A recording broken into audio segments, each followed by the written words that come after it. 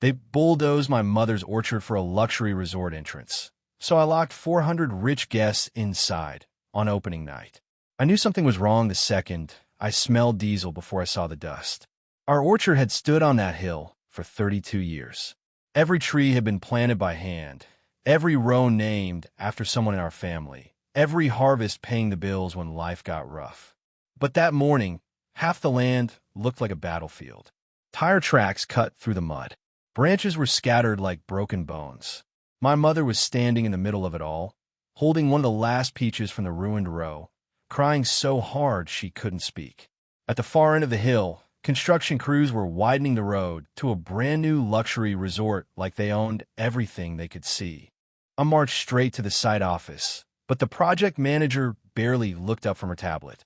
She told me the new entrance had been approved and said the damaged trees were on unused edge land.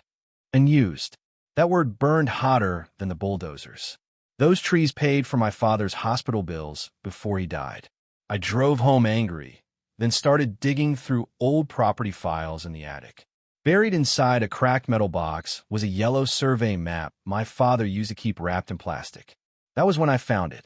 The resort's entire scenic front entrance crossed a narrow strip of land that still belonged to us. Not the county, not the resort, us. They hadn't just destroyed our orchard.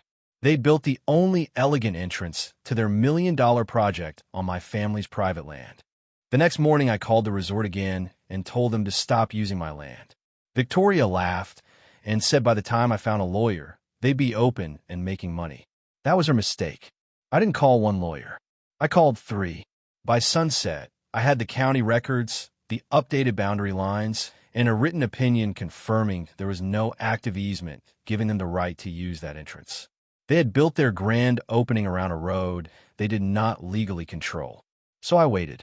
I let them finish the fountains, the banners, the lights, the flower walls, the valet station, all of it.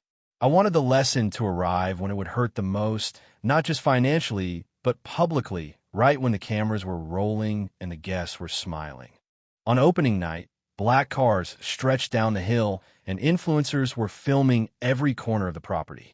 At exactly 7:12 p.m., I drove my old truck straight to the front entrance with 2 concrete barriers, a steel chain, and the county papers sitting on the passenger seat.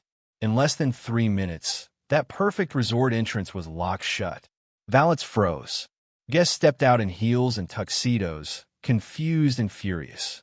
Security threatened me until the sheriff arrived, checked the documents, and told them the road was private property. The look on Victoria's face was worth every ruined tree. And let me ask you this.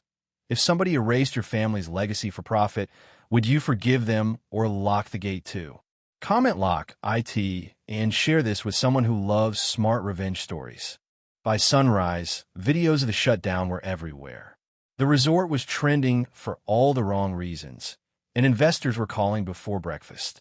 2 days later, Victoria came to our house without the attitude, without the tablet, without the smile. This time she brought an offer. They would pay for every destroyed tree, rebuild the stone walls their machines knocked down, restore the orchard soil, and create a permanent scholarship in my father's name for local farming families. In return, I leased them the entrance strip for a price so high they'd remember our name every year they wrote the check. Now when I walk those rows with my mother, new trees are growing where the old ones fell. And every guest who enters that resort does it because my family allows it.